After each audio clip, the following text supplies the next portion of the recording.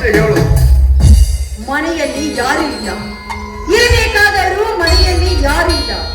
ಎಲ್ಲರೂ ಮನೆ ಬಿಟ್ಟು ಹೊರಗಡೆ ಹೋಗುತ್ತಾರೆ. ಆದ್ರೆ ನಾನು ಬಹುದಿನಗಳಿಂದಲೂ ನಿಮ್ಮ ಜೊತೆಗೆ ಏಕಾಂಗಿಯಾಗಿ ಮಾತನಾಡಬೇಕು ಅಂತ ನನ್ನ ಮನಸ್ಸಿನಲ್ಲಿ ತುಂಬಾ ದಿನದಿಂದ ಆಸೆ ಇತ್ತು. ಅದಕ್ಕೋಸ್ಕರವಾಗಿ ನಾನು ಕಾಯ್ತಾ ಇದ್ದೆ.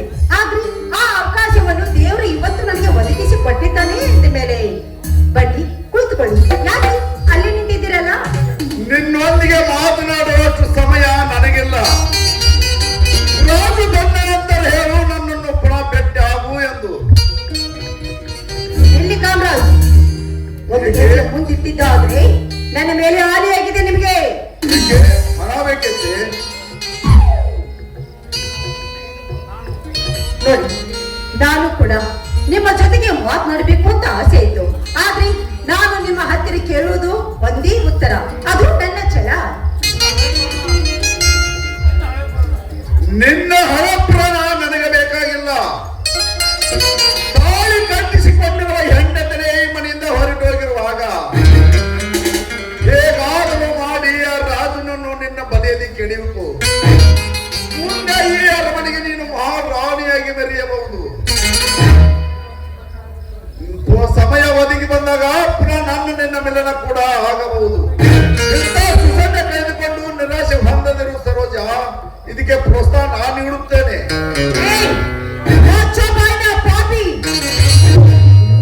ನಾನು ಮನಸ್ಸು ಮಾಡಿದ್ರೆ ಇಂಥ ಆಸ್ತಿ ಹಣವನ್ನು ಸಾಕಷ್ಟು ಬೆಳೆಸಬಲ್ಲೆ. ಆದ್ರೆ ನಿನ್ನಂತ 10 ನಾಯಿಗಳನ್ನು ಕೂಡ ನಾನು ಸಾಕಬಲ್ಲೆ. ಬೇಕಾಗಿರುವುದು ಹಣ ಅಲ್ಲ, ಅವನಿಗೆ ಬೇಕಾಗಿರುವುದು ಜೀವನ ಮುಖ್ಯ. ಅದಕ್ಕೋಸ್ಕರವಾಗಿ ನಾನು ನಿಮ್ಮ ಹತ್ತಿರ ಒಂದು ಮಾತು ಕೇಳಬೇಕು ಅಂತ ಮಾಡುತ್ತೇನೆ. ನಾನು ಕೇಳುವ ಉತ್ತರಗಳೊಂದೇ, ಅದು ನನ್ನ ಛಲ ಕೂಡ. ಅದಕ್ಕೆ ಏನು ಅಂತ ಉತ್ತರ ಕೊಡಲೇಬೇಕು. ಸತ್ಯ ಸುದ್ದಿ ಕೂಡ ಎತ್ತಿ ಯಾವ ಸುಖ ಪಡೆಯಲೇ ಸರೋಜ. ಅದೇನಿದ್ರೆ ತಾಳಿ ಕಟ್ಟಿಸಿ ಕೊಟ್ಟಿರುವ ಹೆಂಡತಿನೇ ಈ ಮನೆಯಿಂದ ಹೊರಟೋಗಿರುವ ಹೇಗಾದ್ರೂ ಮಾಡಿ ಆ ಹುಚ್ಚ ರಾಜನನ್ನು ನಿನ್ನ ಬಲಿಯಲ್ಲಿ ಕೆಡಬೇಕು. ಮುಂದೆ ಈ ಮನೆಗೆ ನೀನು ಅರಮನೆಗೆ ಮಹಾರಾಣಿಯಾಗಿ ಮೆರೆಯಬಹುದು. ಗಾಳಿ ಬಿಟ್ಟಾಗಲೇ ಕೂರಿಕೊಳ್ಳಬೇಕು. ಇಂಥ ಸುಸಂದ ಕಳೆದುಕೊಂಡು ನಿರಾಶೆ ಹೊಂದದಿರು ಸರೋಜ. ಹೇಗಾದ್ರೂ ಮಾಡಿ ನಿನ್ನ ಮೋಹದ ಮನೆಯಲ್ಲಿ ಆ ರಾಜನನ್ನು ಕೆಡಬೇಕು. ಈ ಸಮಯದಲ್ಲಿ ಅವ ನಿನಗೆ ಕಾಲು ಜಾರಿ ಬೀಳುವುದು ಖಂಡಿತ. ಮುಂದೆ ಈ ಮನೆಗೆ ಮಹಾರಾಣಿಯಾಗಿ ಮೆರೆಯಬಹುದು. ಇಂಥ ಸುಸಂದ ಕಳೆದುಕೊಂಡು ನಿರಾಶೆ ಹೊಂದದಿರು ಸರೋಜ. ಅಂದ್ರೆ ನೀನು ನನ್ನ ಕಾಲಿಗೆ ತಾಳಿ ಕಟ್ಟಿ ನನ್ನ ಮದುವೆ ಆಗ್ತೀಯೋ ಅಥವಾ ಇಲ್ವೋ? ನೀವು ಒಂದು ಮಾತ್ರ ಹೇಳೋ. ಮದುವೆ ಎಂದು ಮದುವೆಯ ಮಗ್ನದಲ್ಲಿ ಮುದುಕಿಯಾಗಿ ಹೋಗಬೇಡ. ನನ್ನನ್ನು ಮರೆತು ಬೇರೆ ಯಾರನ್ನಾದ್ರೂ ಮದುವೆಯಾಗಿ ಹಾಯಾಗಿರು. ಕಾಮರಾಜ್, ನನ್ನನ್ನು ಕೆಣಕೋದಕ್ಕೆ ಹೋಗ್ಬೇಡ. ನಾನು ನಿನಗೆ ಕೊನೆಯದಾಗಿ ಕೇಳ್ತಾ ಇದ್ದೀನಿ, ನನ್ನ ಕೊರಳಿಗೆ ತಾಳಿ ಕಟ್ತೀಯೋ ಅಥವಾ ಇಲ್ವೋ? ನಾನು ಕೊನೆಯದಾಗಿ ಸ್ಪಷ್ಟವಾಗಿ ಉತ್ತರ ಕೊಡ್ತೀನಿ, ಕೇಳು. ಸಾವಿರಾರು ಮಂತ್ರ ಕೊಡ್ತೇನೆ ಸಾಗಿ ಮುಂದೆ ಬಂದರೆ ನಿನ್ನ ಸತ್ತ ಸಮಕಸ ತಾಳಿ ಕಟ್ಟಲಾರೆ. ನಾನು ಸಾಯುವುದಿಲ್ಲ ಕಾಮರಾಜ್, ನಾನು ಸಾಯೋದಿಲ್ಲ. ಯಾಕಂದ್ರೆ ನಾನು ನಿನ್ನ ಮೇಲೆ ಸೇಡು ತೀರಿಸಿಕೊಂಡೆ ನಾನು ಸಾಯೋದು. ಒಂದು ವೇಳೆ ಹಾಗೆ ಏನಾದ್ರೂ ನಾನು ನಿನ್ನನ್ನು ಬಿಟ್ಟು ಹಾಗೆ ಸತ್ತು ಹೋದ್ರೆ ನನ್ನ ಆತ್ಮಕ್ಕೆ ಶಾಂತಿ ಸಿಗೋದಿಲ್ಲ. ಅದಕ್ಕೋಸ್ಕರವಾಗಿ ನಿನ್ನ ಮೇಲೆ ನಾನು ಸೇಡು ತೀರಿಸಿಕೊಳ್ಳಬೇಕು. ಇದೇ ನನ್ನ ಗುರಿ. ಅಂದರೆ ನನ್ನ ಮೇಲೆ ಸೇಡು ತೀರಿಸಿಕೊಳ್ಳಲು ನಾಚಿಕೆ ಬಿಟ್ಟು ನಿಂತಂತೆ ಕಾಣುತ್ತಿದೆ. ನಾನೇ ಪುಣ್ಯ ಗಂಡಸು ಅಂತ ಮೆರೀತಿರುವ ನಿನ್ನಂತ ಪಾಪಿ ಗಂಡಸರಿಗೆ ತಕ್ಕ ಬುದ್ಧಿಯನ್ನು ಕಲಿಸಬೇಕು. ಅದೇ ನಾನು ಕೊಡುವ ಸರಿಯಾದ ಶಿಕ್ಷೆ ನಿನಗೆ. ಲೇ ಹಾದರದ ಹೆಣ್ಣೆ, ಬಾಯಿಗೆ ಬಂದಂತೆ ಬಗಳಂತೆ ಆದರೆ ನಿನ್ನ ದೇಹ ಮಣ್ಣ ಪೋಲಾದದ್ದು ಎತ್ತರ. ಏಯ್ ಹುಚ್ಚು ನಾಯಿ, ಮುಚ್ಚೋ ನಿನ್ನ ಬಾಯಿ. ಇಲ್ಲಿವರೆಗೂ ನೀನು ನನ್ನ ಭಾವಿ ಪತಿ ಅಂತ ತಿಳಿದುಕೊಂಡು ನಿನಗೆ ಮರ್ಯಾದೆ ಕೊಟ್ಟು ಮಾತಾಡ್ತಾ ಇದ್ದೆ. ಆದ್ರೆ ಇವತ್ತು ನೋಡಿದ್ರೆ ಬಾಯಿಗೆ ಬಂದ ಹಾಗೆ ಮಾತಾಡ್ತಿದ್ದೀಯಾ ಅಂದ ಮೇಲೆ ನಾನು ನಿನ್ನನ್ನು ಬಿಡೋದಿಲ್ಲ. ನಾನು ನಿನ್ನನ್ನು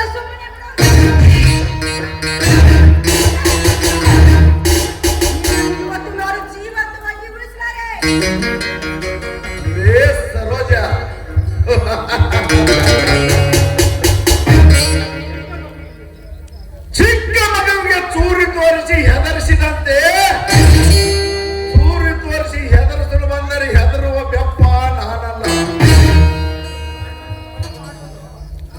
ನನ್ನನ್ನು ಕೊಲೆ ಮಾಡುವುದು ನನ್ನನ್ನು ಹುಚ್ಚಿದ ಬ್ರಹ್ಮನಿಂದಲೂ ಸಾಧ್ಯವಿಲ್ಲ. ಇನ್ನು ನಿನ್ನಂತ ಸಣ್ಣ ಜಾತಿಯ ಹೆಣ್ಣು ನಾನೇನು ಮಾಡಬಲ್ಲೆ? ಸಣ್ಣ ಜಾತಿ ಹೆಣ್ಣು ಅಂತ ತಿಳಿದುಕೊಂಡು ಹೆಣ್ಣನ್ನು ಇಷ್ಟೊಂದು ಕೇವಲವಾಗಿ ಹೀಯಾಳಿಸಿ ಮಾತಾಡಬೇಡವೋ? ನಾನೇ ಬುದ್ಧ ಅಂತ ಮೆರೆಯುತ್ತಿರುವ ನಿನ್ನಂತ ಗಂಡ ವೈರಿಗೆ ಕೈಯಲ್ಲಿ ಕಟ್ಟವನ್ನು ಹಿಡಿದುಕೊಂಡು ಹೋರಾಡಿದ ಝಾನ್ಸಿ ರಾಣಿ ಲಕ್ಷ್ಮೀಬಾಯಿ ಒಂದು ಹೆಣ್ಣು, ಕಿತ್ತೂರು ಚೆನ್ನಮ್ಮ ಕೂಡ ಒಂದು ಹೆಣ್ಣು. ಮಾತ್ರ ಮರಿಬೇಡ. ಲೇ ಸೋಲ, 15 ಮಾಡಿದ ಪೌರುಷ ಇಂದಿನದಲ್ಲಿ ನನ್ನ ಕಸರಣ. ಈ ಸಮಯದಲ್ಲಿ ನೀನು ನನ್ನ ಕನ್ಯೆವರಿಗೆ ಒಂದು ಬಾಡಿಯ ಮೇಲೆ ಚಿತ್ತರಿಸಿದ ಗೊಂಬಿಯಂತೆ ನಾನು ಮನಸ್ಸು ಮಾಡಿದರೆ ನಿನ್ನ ಜೀವಂತವಾಗಿ ರಂಡ ಮುಂಡಿಯಾಗಿರಿಸಬಲ್ಲೆ ಪ್ರಿಯತೆ.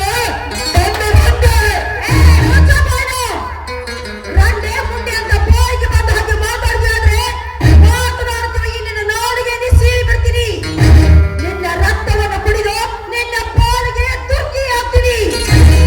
ಇಷ್ಟೆಲ್ಲ ಮಾತಾಡಿದ ಮೇಲೆ ನಿನ್ನನ್ನು ಸುಮ್ಮನೆ ಬಿಡೋದಿಲ್ಲ. ನಿನ್ನ ಎದೆಯನ್ನು ಸುಳಿ ನಿನ್ನ ರಕ್ತವನ್ನು ಕುಡಿಯದೆ ಬಿಡೋದಿಲ್ಲ. ಎಷ್ಟೊಂದು ಸಹಿಸನೀಯವಾದ ಬರೋಬಾಯಿಂದ ಕೆಟ್ಟ ನುಡಿಗಳನ್ನು ನನ್ನ ಪ್ರವಿಯರಿಗಳನ್ನು ಹುಚ್ಚಿ ಎಂದು ತಿಳಿದಿದ್ದೆ. ಆದರೂ ಇಂದು ನನ್ನ ಪಾಲಿಗೆ ಹುಲಿಯಾಗಿ ನಿಂತಿದ್ದಾರೆ. ಈ ಸಮಯದಲ್ಲಿ ನಾನೇನಾದರೂ ಇವರನ್ನು ಎದುರು ಹಾಕಿಕೊಂಡಿದ್ದೆ. ಆದರೂ ನನ್ನನ್ನು ಬೇಟೆಯಾಡುವುದು ಖಂಡಿತ. ಕಚ್ಚಡವನ್ನು ನಾಯಿಗೆ ಮಾಂಸದ ಮುದ್ದು ತೋರಿಸಿದಂತೆ ಇವರನ್ನು ನನ್ನ ಜಾಲದ ಬಂಧನದಲ್ಲಿ ಹಾಕಿಕೊಂಡರಾಯಿತು. ಆಹಾ, ಏನೇ ಸರೋಜ, ಮಗನಿಗಾಗುವ ಗಂಡನ ಮೇಲೆ ಇಷ್ಟೊಂದು ಕೋಪವೇ? ಸುಮ್ಮನೆ ನನ್ನ ಮೇಲೆ ನಿನ್ನ ಪ್ರೀತಿ ಇದೆಯೋ ಎನ್ನುವಂತ ಪರೀಕ್ಷೆ ಮಾಡಿದೆ ಅಷ್ಟೇ. ನನಗಾಗಿ ನೀನು ಇಲ್ಲಿಯವರೆಗೆ ಕಾದಿರುವೆ ಎಂದಾಗ ಇಂದು ನನ್ನ ಮನದಲ್ಲಿರುವ ಕೆಟ್ಟ ಬುದ್ಧಿ ಸುಟ್ಟಾಕಿರುವೆ. ಈ ರೀತಿ ನಗಬೇಡಿ. ನೀವು ಏನಾದ್ರೂ ಈ ರೀತಿ ನಕ್ಕದ್ದೇ ಆದ್ರೆ ಈ ನಿಮ್ಮ ನಗುವಿನಲ್ಲಿ ಮೋಸ ಇದೆ ಅಂತ ನನಗೆ ಚೆನ್ನಾಗಿ ಗೊತ್ತಿದೆ. ನೀವು ನನ್ನ ಕೊರಳಿಗೆ ತಾಳು ಕೊಟ್ಟವರೆಗೂ ನಿಮ್ಮ ಮೇಲೆ ನನಗೆ ನಂಬಿಕೆ ಇಲ್ಲ. ಎಂತ ಹುಚ್ಚ ಸರೋಜ ನೀನು! ಪ್ರತಿಪತ್ನಿ ಆಗುವವರಲ್ಲಿ ಇಷ್ಟೊಂದು ಸಂದೇಹವೇ? ಹೆತ್ತ ತಾಯಿ ಆಡಿ ಮಾಡಿ ಹೇಳುವೆ, ಇನ್ನೊಬ್ಬ ಗಂಟೆ ನಿನ್ನ ಕೊರಳಿಗೆ ತಾಳಿ ಕಟ್ಟಿ ನನ್ನ ಅರಮನೆಗೆ ಕರೆದೊಯ್ಯುವೆ. ಕಾಮರಾಜ್, ನಿಜವಾಗ್ಲೂ ಈ ಮಕ್ಕಳು ಸತ್ಯವಾಗಿ ಹೇಳ್ತಾ ಇದ್ದೀರಾ?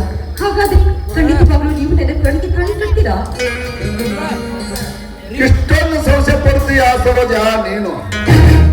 ಪತಿ ಪತ್ನಿ ಆಗೋದ್ರಲ್ಲಿ ಇಷ್ಟೊಂದು ಸಂದೇಹವೇ? ಅಯ್ಯೋ, ಏನಿದು? ಅಲ್ಲ, ನಿಮ್ಮ ಮನಸ್ಸಿನಲ್ಲಿ ಏನಿದೆ ಅಂತ ತಿಳಿದುಕೊಳ್ಳಾರೆ ಬಾಯಿಗೆ ಬಂದ ಹಾಗೆ ಮಾತಾಡಿ ನಿಮ್ಮ ಮನಸ್ಸಿಗೆ ನೋವು ಮಾಡಿಬಿಟ್ಟೆ. ಛೀ, ನಾನು ಈ ರೀತಿ ಮಾತಾಡಬಾರ್ದಾಗಿತ್ತು. ದಯವಿಟ್ಟು ನನ್ನ ತಪ್ಪನ್ನು ಕ್ಷಮಿಸಿಬಿಡಿ. ತಪ್ಪು ನಿನ್ನದಲ್ಲ. ಎದ್ದೇಳು ಸರೋಜ, ಎದ್ದೇಳು. ಇಲ್ಲಿಯವರೆಗೆ ಬಿಟ್ಟಿದ್ದು ನನ್ನದೇ ತಪ್ಪು. ಆಹಾ, ಅದೆಲ್ಲ ಮನಸ್ಸಿಗೆ ಹಚ್ಚಿಕೊಳ್ಳಬೇಡ. ನಿನ್ನ ಪಾಲಿಗೆ ನಾನಿದ್ದೇನೆ. ಇಂದಿನಿಂದ ಯಾವಾಗಲೂ ನೀನು ನಗು ನಗುತ್ತಾನೆ ಇರಬೇಕು. ಎಲ್ಲಿ ಒಂದು ಸಲ ನಗು ನೋಡೋಣ. ಆಯ್ತು, ಇನ್ನು ಮುಂದೆ ಯಾವತ್ತಿದ್ರೂ ನೀವು ನನ್ನ ಜೊತೆಯಾಗಿ ಇರಬೇಕು. ಖಂಡಿತವಾಗ್ಲೂ ನಾನು ನಗು ನಗುತ್ತಾನೆ ಇರ್ತೀನಿ. ನಿನ್ನ ಮಗನ ಕಂಠದಿಂದ ಚಿಮ್ಮೆ ಬರಲಿ ಒಂದು ಹೃದಯ ಗೀತೆ. ಆಯ್ತು. ಪ್ರೀತಿಗಾಗಿ ಹೋಗದೆ ಹೀಗೆ ನಿನ್ನ ಕೈ ಬಿಡಲಾರೆ. ಯುಗಗಳು ಕಳೆದು ಉರುಳಿದರು, ಯುಗಗಳು ಕಳೆದು ಉರುಳಿದರು.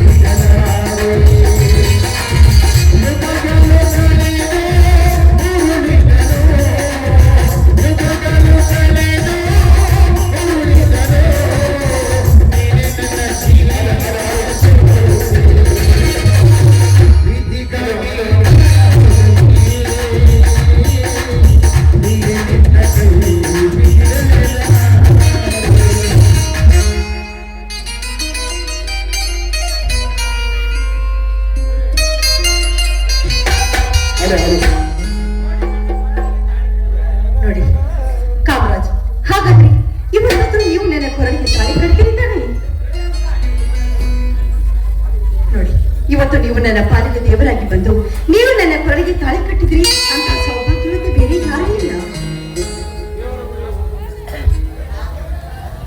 ಸ್ವಲ್ಪ ಇರಿ, ಯಾಕಂದ್ರಿ ಇವತ್ತು ತಾಳಿ ಕಟ್ಟುತ್ತೇನೆ ಅಂತ ನೀವು ಬಂದಿದ್ದೀರಾ ಅಂದ್ಮೇಲೆ ಒಳಗಡೆ ಹೋಗಿ ಒಂದು ಗ್ಲಾಸ್ ಹಾಲನ್ನು ನಿಮ್ಗೆ ಕುಡಿಯೋದಕ್ಕೆ ತರ್ತೀನಿ. ಹಾಲು ಕುಡಿದ ನಂತರ ನನ್ನ ಕೊರಳಿಗೆ ನೀವು ತಾಳಿ ಕಟ್ಟೋರಂತೆ, ಅದು ದೇವಸ್ಥಾನಕ್ಕೆ ಕರೆದುಕೊಂಡು ಹೋಗಿ, ಆಯ್ತಾ? ತೆಗೆದುಕೊಂಡು ಬಾ.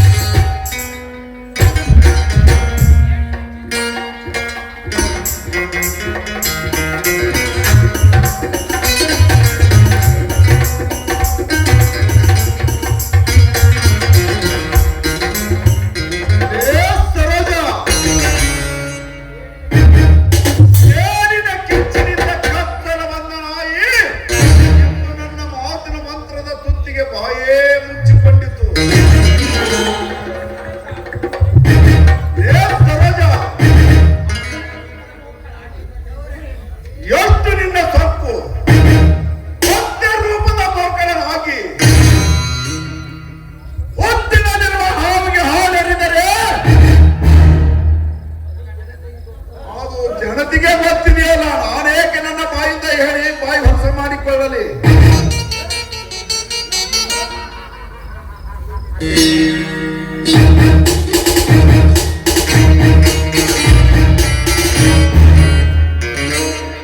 ಏನಿದು ಕಾಮರಾಜ್, ಒಬ್ಬರೇ ನಿಂತ್ಕೊಂಡು ಏನೋ ವಿಚಾರ ಮಾಡ್ತಾ ಇದ್ದಂತೆ ಕಾಣಿಸ್ತಾ ಇದೆ. ಆಹಾ, ಏನಿಲ್ಲ ಸರೋಜ, ಎಂತ ತಪ್ಪು ಮಾಡಿಬಿಟ್ಟಿನಲ್ಲ ಅಂತ. ಹೋಗ್ಲಿ ಬಿಡಿ, ಇಂಥ ಶುಭ ಸಂದರ್ಭದಲ್ಲಿ ನಡೆದು ಹೋಗಿರುವ ಘಟನೆಯನ್ನು ಯಾಕೆ ಈ ರೀತಿ ನೆನಪು ಮಾಡಿಕೊಳ್ತೀರಾ ನೀವು? ಅದನ್ನೆಲ್ಲ ಆಗಿ ಹೋಯ್ತು, ಅದನ್ನೆಲ್ಲ ಬರ್ತಿ ಬಿಡಿ. ಇವತ್ತು ನಾನು ಕುಡಿಯೋದಕ್ಕೆ ಹಾಲು ತಂದಿದ್ದೇನೆ ಅಂದ್ಮೇಲೆ ಇದು ನಮ್ಮ ಮೊದಲ ಪ್ರೇಮದ ಹಾಲು ಅಂತ ತಿಳಿದುಕೊಂಡು ಹಾಲು ಕುಡಿಯಿರಿ. ಸರೋಜ, ಈ ಹಾಲು ಕುಡಿಯೋ ಮುನ್ನ ನನ್ನದೊಂದು ಆಸೆ. ಏನ್ರಿ ಇದು ನಿಮ್ಮ ಆಸೆ? ನಿನ್ನ ಕೆನ್ನಿಗೆ ಮುದ್ದು ಕೊಡಬೇಕೆಂಬ ಆಸೆ. ಏನ್ರಿ ಇದು ಮತ್ತೆ ಶುರು ಮಾಡಿದ್ರ? ನಿಮ್ಮ ಕೆಟ್ಟ ಬುದ್ಧಿ ಇಲ್ಲ? ಇದು ಮೊದಲನೇ ಕೆಟ್ಟ ಬುದ್ಧಿ ಅಲ್ಲ ಸರೋಜ. ಇಂದು ನಮ್ಮ ಪ್ರಥಮ ಪ್ರೇಮದ ಪ್ರಯೋಗದ ಮೊದಲನೇ ದಿನ. ಈ ಪ್ರೇಮದ ಪದವ ಕಾಣಿಕೆ ನಿನ್ನ ಜೀವನದಲ್ಲಿ ಎಂದೆಂದು ಮರೆಯಲಾರದಂತ ಕಾಣಿಕೆ ಕೊಡುವೆ. ನೋಡಿ, ಮೊದಲು ಹಾಗಾದ್ರೆ ನೀವು ಹಾಲು ಕುಡೀರಿ, ಆ ನಂತರ ನೀವು ಏನು ಕಾಣಿಕೆ ಕೊಡ್ತೀರೋ ಕುಡಿಯೋದಂತೆ. ಹಾಲು ಕುಡೀರಿ.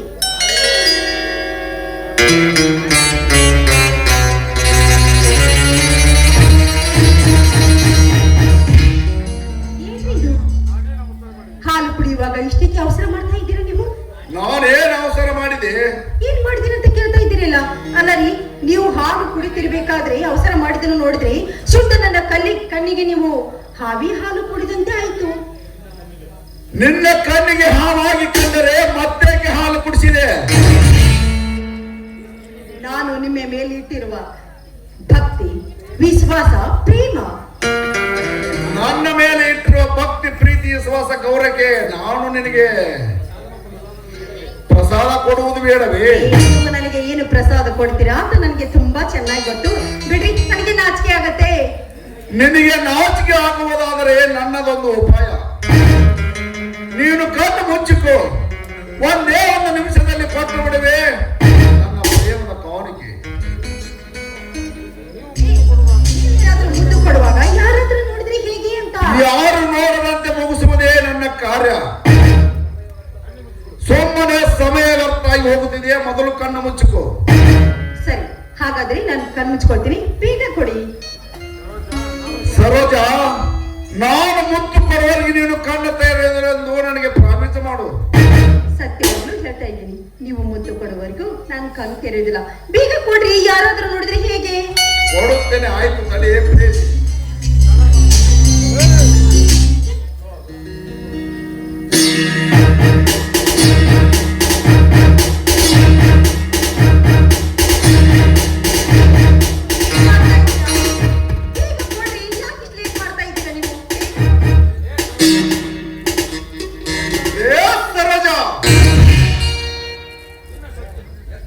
ಎಷ್ಟು ನಿನ್ನ ಸೊಕ್ಕು? ನೀನು ನನ್ನನ್ನು ಕೊಲೆ ಮಾಡಲು ತಂದ ಚೂರಿ ಈಗ ನಿನ್ನ ಹೃದಯವನ್ನೇ ಪ್ರೇಷಿಸುವುದು. ಕ್ಷಣಾರ್ಧದಿಂದ ಪ್ರಾಣ, ಪರಲೋಕಕ್ಕೆ ಪ್ರಯಾಣ.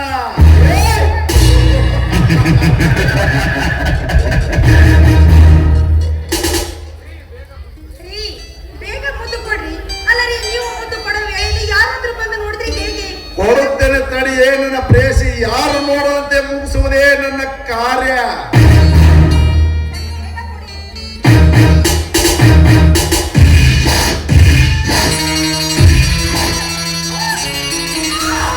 ಅಯ್ಯೋ, ಪಾಪಿ!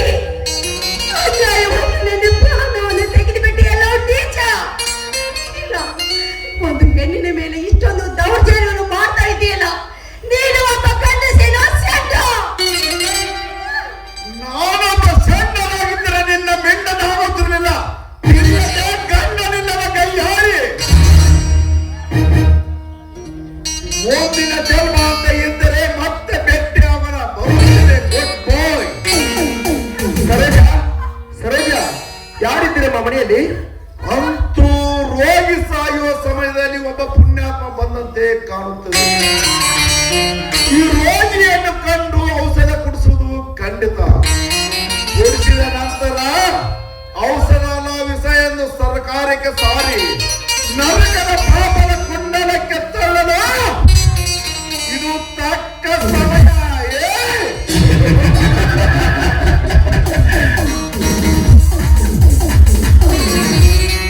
ಸರೋಜ, ಸರೋಜ, ಸರಿಯಾದ ಸಮಯಕ್ಕೆ ಬಂದಿಲ್ಲ. ಸರಿಯಾದ ಸಮಯಕ್ಕೆ ಬಂದಿದೆಯಾ ನೀನು? ಈ ನಿನ್ನ ತಂಗಿ ಸಾಯುವ ಸಮಯದಲ್ಲಿ ನಿನ್ನ ನೋಡುವಂತ ಭಾಗ್ಯವಾದ್ರೂ ನನಗೆ ಸಿಕ್ಕಿತಲ್ಲ. ಅಷ್ಟು ಸಾಕಲ್ಲ ನನಗೆ, ಅಷ್ಟೇ ಸಾಕು. ಸರೋಜ, ನೀನು ಸಾಯಬಾರ್ದಮ್ಮ, ನೀನು ಸಾಯಬಾರದು. ನೀನು ಬದುಕಿ ಬಾಳಬೇಕಾದವಳಮ್ಮ, ಬದುಕಿ ಬಾಳಬೇಕಾದವಳು.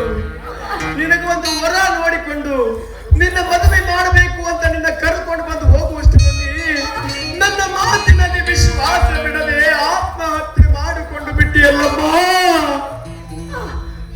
ಅಲ್ಲ, ನಾನು ಅಂತ ನಿರ್ಧಾರವನ್ನು ತೆಗೆದುಕೊಳ್ಬೇಕಾಗಿದ್ರೆ ಎಷ್ಟು ದಿವಸ ನನಗೆ ಬೇಕಾಗಿರ್ಲಿಲ್ಲ. ಹಾಗಾದ್ರೆ ನಿನ್ನ ಯಾರಾದ್ರೂ ಕೊಲೆ ಮಾಡಿದ್ರಮ್ಮ? ಯಾರಮ್ಮ ಕೊಲೆ ಮಾಡಿದ? ಅಲ್ಲ, ನನ್ನಂತ ಕೇಸಿ ಹೆಣ್ಣು ಈ ಭೂಮಿ ಮೇಲೆ ಬದುಕಬಾರ್ದಿಲ್ಲ, ಬದುಕಬಾರ್ದು. ನಾನು ಸಾಯ್ಬೇಕಲ್ಲ, ನಾನು ಸಾಯ್ಬೇಕು. ಇಲ್ಲಮ್ಮ, ನೀನು ಸಾಯಬಾರದಮ್ಮ, ಸಾಯಬಾರದು. ನೀನು ಬದುಕಿ ಬಾಳಬೇಕಾದವಳಮ್ಮ, ಬದುಕಿ ಬಾಳಬೇಕಾದವಳು. ನೀನು ಸಾಯಬಾರ್ದಮ್ಮ, ಸಾಯಬಾರ್ದು. ಬಾ ಆಸ್ಪತ್ರೆಗೆ ಹೋಗೋಣ.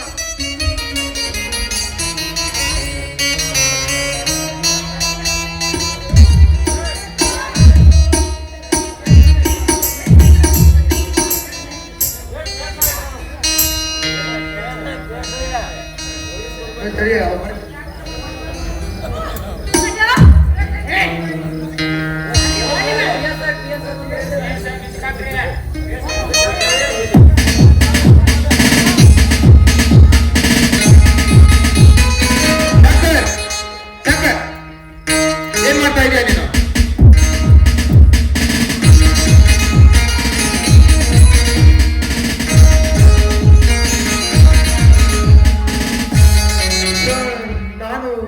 ನಾನು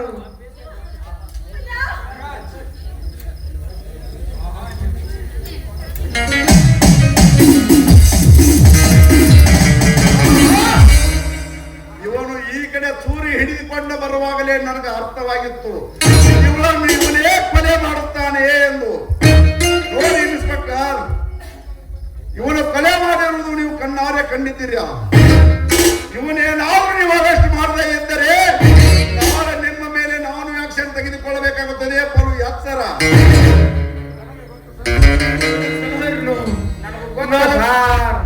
ಇವನು ಮಾಡಿದ ಪಾಪಕ್ಕೆ ಮನೆ ಬಿಟ್ಟು ಹೊರಗಾಕಿದ್ದೆ. ಈಗ ಸರೋಜ ಕೊಲೆ ಮಾಡಿ ಆ ಕೊಲೆಯನ್ನು ನನ್ನ ಮೇಲೆ ಹೊರಿಸಿ ಮತ್ತೆ ನನ್ನ ಹೆಂಡತಿ, ನಾನು ಜೈಲಿಗೆ ಹೋದ್ರೆ ನನ್ನ ಹೆಂಡತಿ ಒಂದು ಚೆಕ್ ಅನ್ನು ಹೊರಲು ಮಾಡಿದ ಸಂತೋಷ. ನೋ ಸರ್, ನೋ, ನಾನು ಕೊಲೆಗಾರನಲ್ಲ ಸರ್. ಕೊಲೆಗಾರನಲ್ಲ. ಇವ್ರು ಹೇಳೋದೆಲ್ಲ ಸುಳ್ಳು ಸರ್, ಸುಳ್ಳು. ಮುಚ್ಚ ಬಾಯಿ ಮುಟ್ಟಾಳ. ನನ್ನ ಕುರಿತು ಮುಂದೆ ಕೊಲೆ ಮಾಡಿದ್ದನ್ನ ನಾನು ನೋಡಿದ್ದೇನೆ, ನಿನ್ನ ಸುಳ್ಳು ಅಂತ ಇದೆಯಾ? ನಾನೇನು ಅಕಸ್ಮಾತ್ ನಿನ್ನ ಬಿಟ್ಟಿದ್ದೆ ಕರೆ ಆದರೆ ನಾಳೆ ನಾನು ಮನೆಗೆ ಹೋಗ್ಬೇಕಾಗತ್ತೆ ಸಸ್ಪೆಂಡ್ ಆಗಿ. ನಡೆ. ನೋಡಿ ಇನ್ಸ್ಪೆಕ್ಟರ್, ಇವನು ಕೊಲೆ ಮಾಡಿರುವುದು ನೀವು ಕಣ್ಣಾರೆ ಕಂಡಿದ್ದೀರಾ. ಇವನು ಅರೆಸ್ಟ್ ಮಾಡದೆ ಹೋದರೆ ನಾಳೆ ನೀವು ಸಸ್ಪೆಂಡ್ ಆಗಬೇಕಾಗುತ್ತದೆ. ಬರು ಎಚ್ಚರ.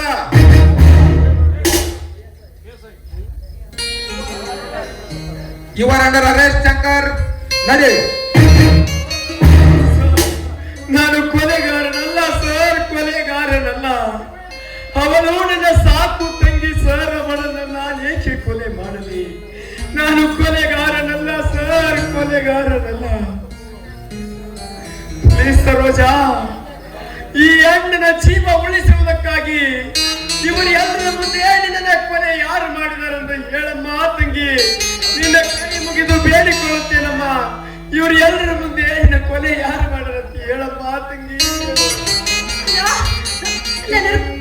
ಮಾಡಿದವರು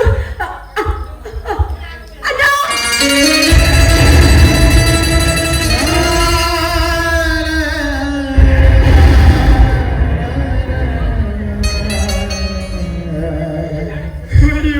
ದೇವರೇ, ಸತ್ಯದ ಬೀಜವನ್ನೇ ಕಿತ್ತೆಸೆದು ಬಿಟ್ಟಿಯ ದೇವ.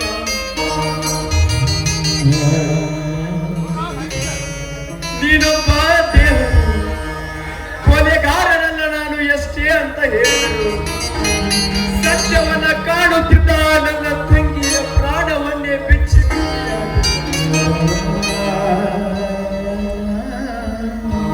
ನಮ್ಮಂತ ಬಡವರು ಈ ಭೂಮಿಯ ಮೇಲೆ ಬದುಕಲು ಇಷ್ಟವಿಲ್ಲದಿದ್ದರೆ ಇಂಥ ಬಡವರನ್ನ ಮತ್ತೇಕೆ ಹುಟ್ಟಿಸುವೆ ದೇವ? ಈ ಸರೋಜಳನ್ನ ಯಾರೇ ಕೊಲೆ ಮಾಡಿರಲಿ, ಆದರೆ ನನ್ನ ದೃಷ್ಟಿಯಲ್ಲಿ ಮಾತ್ರ ನೀನೇ ಕೊಲೆಗಾರ. ನೀನೊಬ್ಬ ವಂಚಕ, ನೀನೊಬ್ಬ ಮೋಸಗಾರ. ಶಂಕರ್ ನಡೆ. ಓಹೋ, ನನ್ನನ್ನ ಸೆರೆಮನೆಗೆ ಒಯ್ಯಲು ಇಷ್ಟೊಂದು ಆತುರವೇ ಸರ್ ನಿಮಗೆ? ಅರೆಸ್ಟ್ ಮಾಡಿ ಸರ್, ಅರೆಸ್ಟ್ ಮಾಡಿ. ನ್ಯಾಯ ಎಲ್ಲಿದೆ? ನ್ಯಾಯ ಎಲ್ಲಿದೆ? ಎಲ್ಲಿದೆಯೋ ನ್ಯಾಯ? ಅಲ್ಲ, ಎಲ್ಲಿದೆಯೋ ನ್ಯಾಯ? ಬಡವರ ನ್ಯಾಯದ ಬೀಳುವುದೇ ಅನ್ಯಾಯ. ನ್ಯಾಯ ಎಲ್ಲಿದೆ? ನ್ಯಾಯ ಎಲ್ಲಿದೆ?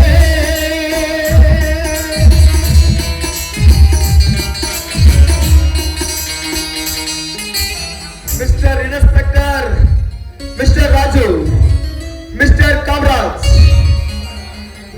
ನಾನು ಇಂದು ನಿಮ್ಮ ದೃಷ್ಟಿಯಲ್ಲಿ ಕೊಲೆಗಾರನಾಗಿದ್ದರೆ ನನ್ನನ್ನು ಅರೆಸ್ಟ್ ಮಾಡಿ. ಆದರೆ ನಾನು ಈ ಭಾರತಾಂಬೆಯ ಮಡಿಲಿನಲ್ಲಿ ಹುಟ್ಟಿ ಸತ್ಯ, ಧರ್ಮ, ನ್ಯಾಯ, ನೀತಿಯಿಂದ ಬದುಕಿದ್ದೇನೆನ್ನುವ ಸ್ವಾಭಿಮಾನ ನನಗಿದೆ. ಇವತ್ತು ನಾನು ನಿಮ್ಮ ಕಣ್ಣಿಗೆ ಅಪರಾಧಿಯಾಗಿ ಕಂಡ್ರೆ ಅರೆಸ್ಟ್ ಮಾಡಿ.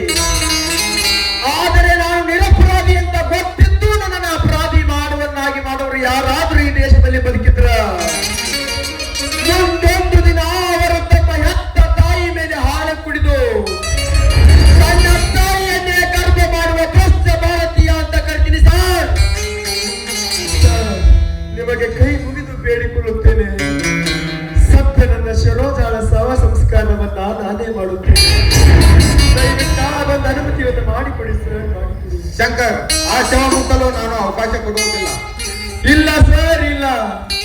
ಸತ್ಯ ನನ್ನ ಸರೋಜಾಳ ಶವವನ್ನ ಹಾಗೆ ಬಿಟ್ಟು ಹೋದರೆ ಕಾಗೆ ಹತ್ತುಗಳಂತ ನರಮಾನವರು ಆ ನನ್ನ ಸರೋಜಾಳ ತಂಗಿಯ ಮೇಲಿನ ಮೈ ಮೇಲಿನ ಬಟ್ಟೆಯನ್ನು ಬಿಸಾಕಿ ಹಾಕಿನಂತೆ ಹರಿದು ತಿನ್ನುತ್ತಾರೆ.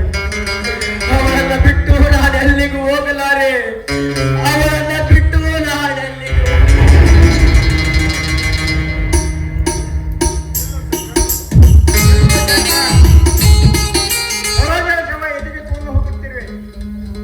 ಅವಳ ಶವ ಸಂಸ್ಕಾರ ಮಾಡೋದಕ್ಕೆ ಶಂಕರ್, ಸರೋಜ ಶವ ಇಲ್ಲೇ ಇರಲಿ, ಅವಳ ಶವ ಪರೀಕ್ಷೆ ಮಾಡ್ಬೇಕು.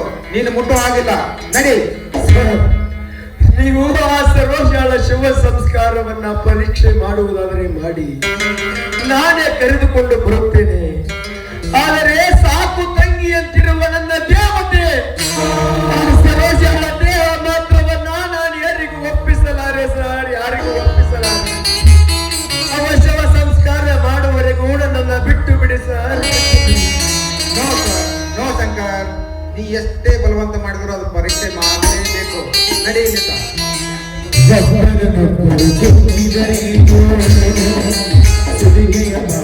ಬದುಕಿದರೇನೋ